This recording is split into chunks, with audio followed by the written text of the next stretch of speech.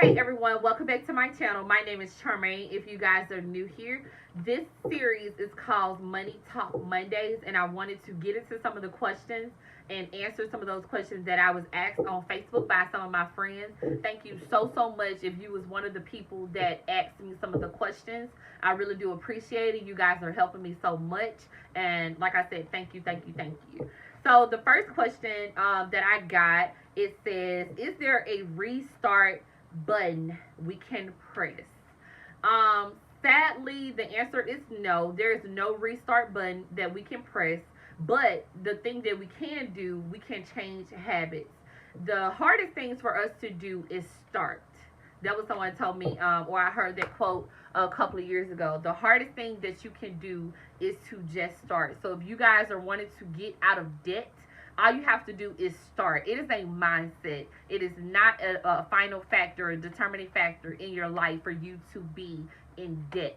So you just have to start by educating yourself. One of the things that I did when I did not know about money, I literally typed in on Google how to get out of money. And this guy named Dave Ramsey kept popping up. So you know what I did? I got into podcast.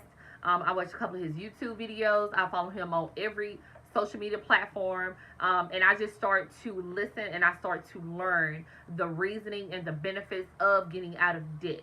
Okay, so yes, so there's no reset button, but you can start. It all begins with you. The next question that I had: how do you begin to get out of debt? This kind of piggyback off the first question. So, like I said before, follow Dave Ramsey and just start to learn about money. Money is a very intimidating thing that we were not taught. Where, let me speak for myself, I was not taught about money. I thought that going to payday loans and taking out loans and stuff like that, I really thought that that was a normal thing. You know, I thought that you could go write a check and then when you get paid within a week or two, you just go pay that check back. Not understanding, you know, the interest and not understanding what that is doing for me, because, you know, in smaller, or let me not say smaller, but in areas where we're not educated about money and the benefits are money, there's always a check in advance on every single corner. There's always pawn shops on every single corner. There's always people trying to put us into debt on every single corner, and we really just have to go outside of that, and we really just have to think and learn to educate ourselves on money and stop being intimidated by it. So that is how you would begin getting out of debt. First of all, you need to write all of your debt down, every single thing down. So that's from your cell phone bill.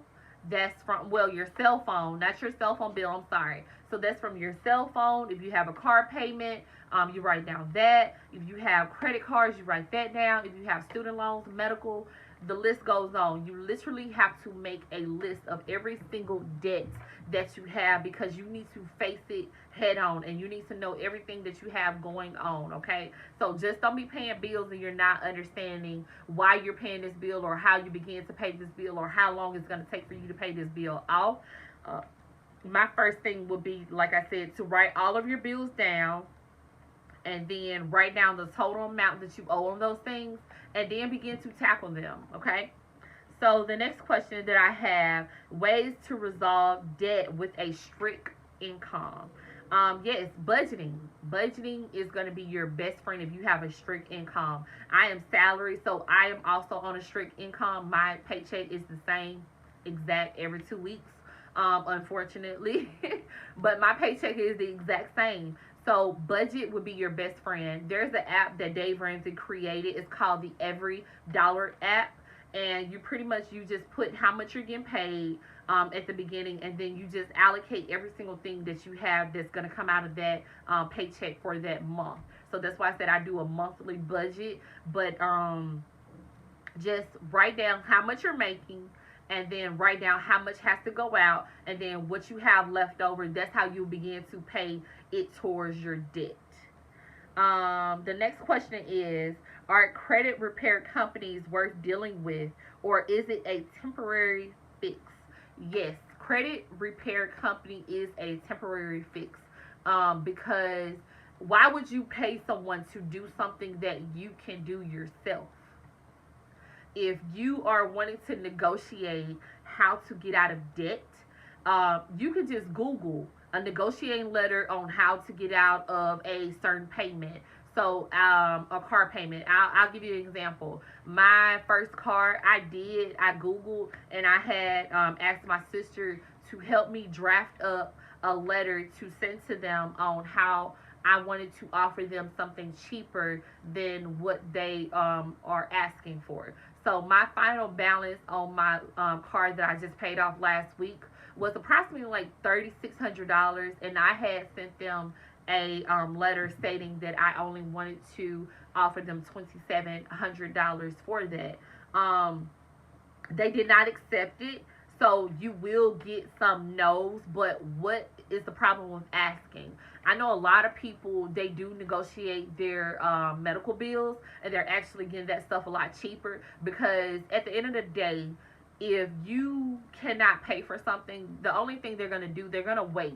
They're not going to, and they may garnish your check and all that stuff like that, but if you don't have the money, you don't have the money. And at that time, I wanted to give them, like, I wanted to just try to offer them a smaller settlement to see what I was going to get. So a credit repair company is not worth the money, because like I said, everything that you can learn and everything that they're doing, you can Google it and you can learn it yourself. You don't have to depend on anybody else to get you out of something that you got yourself into.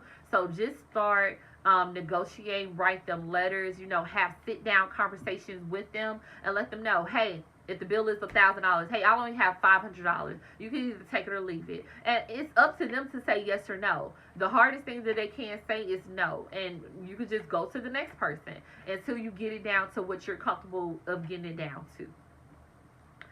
The next question that I have, what's your thoughts on bankruptcy? Can this be a good way to restart? Bankruptcy, my thoughts on bankruptcy, and then I'll just get into what Dave Ramsey did. Dave Ramsey did file bankruptcy, but he went back and paid every single thing off. But my personal thought on bankruptcy is, I am not going to, one, pay someone to get me out of something that I got myself out of. Two, student loans are not bankruptable. So even if you file bankruptcy, that's going to be on your credit for a good, I think it's 5 to 7 years, depending on the chapter of bankruptcy that you file. So you don't even want that on your credit report. Even though the whole plan of Dave Ramsey is to get your credit score to a 0, you don't want bad credit, if that makes sense. So if your credit score is at a 0, that means you don't owe anyone. That is good standing. And we'll go through the principles and steps on how you can get a house if you do not have a credit score. So we'll talk about that in my next video, because a lot of people think that you cannot get a house if you don't have a credit score. And that is false. That is a lie. That is a absolutely lie. You can't do that. And like I said, we'll talk about that in the next video. But bankruptcy is not a way out. Bankruptcy is pretty much, you're not teaching and you're not learning from your failed mistakes, because once you file bankruptcy, you're more than likely to rack up a whole bunch of debt again, and you'll be in the same situation that you're in. So my advice will be for you is just to learn how to work on getting yourself out of debt. It's just taking one debt at a time.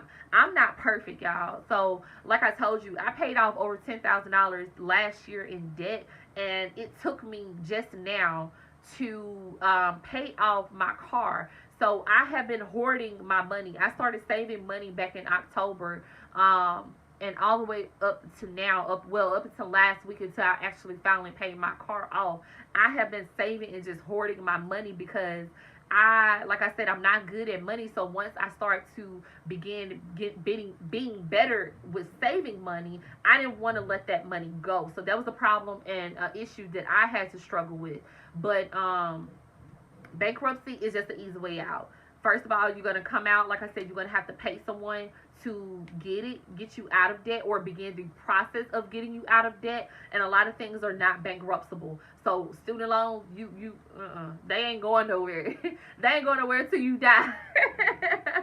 But yeah, student loans are not bankruptable. So like I said, if you have any more questions or concerns or anything like that, please leave that link down in the comments below, and I will try my best to answer that in my next video. And thank you guys so much for tuning in. Make sure you come back next Monday for another series of Money Talk Mondays. And I will see you guys then. Bye.